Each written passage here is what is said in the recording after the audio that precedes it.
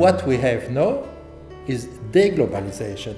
Certainly in 2021, or at the end of this year, we will no longer live in the same world, in the same vision of interconnected world that we had until now. The subtitle that we used for the book, The Long and Winding Road Towards Social Europe, in a way really reflects what has been happening over the past 2 decades. So there is a real EU social dimension, which is being implemented through a variety of instruments: EU law, social dialogue, soft governance, EU funding, all of which are being discussed in our books, and which, taken together, have contributed to a significant social dimension of the European Union. I think this is something which is a reference for us, but also outside the trade union world, and it's a very sound and robust analysis.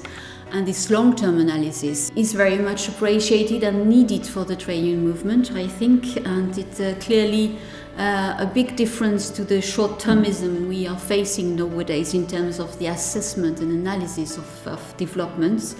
And it is for us a source of element to build lessons and to learn from the past. Cette édition spéciale, nous l'avons conçue en fait en 2 parties. Une première partie qui va aborder certaines des évolutions assez générales des 2 dernières décennies, en apportant certaines clarifications sur les étapes de l'évolution de la politique sociale européenne au cours des 20 dernières années, en évaluant aussi la place de la politique sociale dans l'architecture institutionnelle de l'Union européenne, et en analysant, en essayant de comprendre et de voir si la Cour de justice de l'UE s'est montrée capable ou pas d'équilibrer les droits sociaux et économiques. Over the last 10 years, the number of mobile workers has doubled from 8 to 19 million workers. There was clearly a need after enlargement to have a new narrative or an updated narrative about the social ambition of the EU.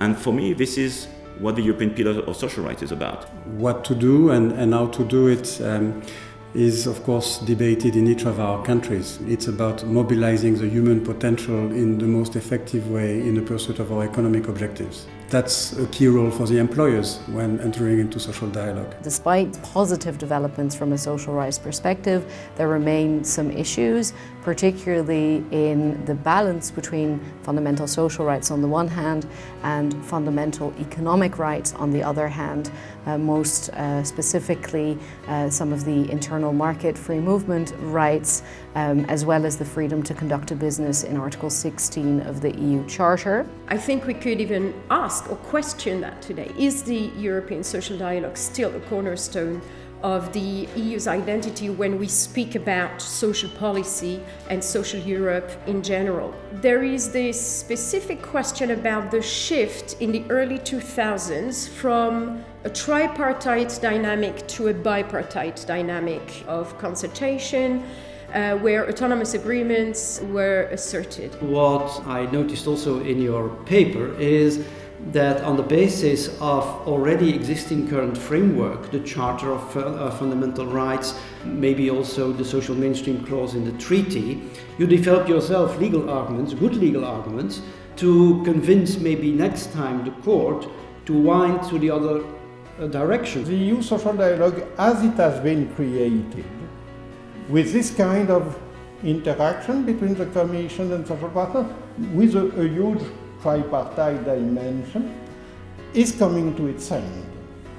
There needs to be a framework, an EU framework that facilitates delivery of all principles. And for some principles, the only thing the European Commission can do is probably organize a framework where learning and exchange of best practices can happen. But it has to happen in a strategic way, and it cannot be left just to NGOs and member states. What we've noticed in 60 years coordination is that there is a gradual expansion of the personal scope. We started from, well, let's say the migrant worker, then evolved to the self-employed, and now, since 2010, also the economically non-active person is covered by the coordination regulation. This is important to remind stakeholders, to remind citizens that the social dimension and especially solidarity between EU institutions, between countries, between social partners, between citizens is important, and that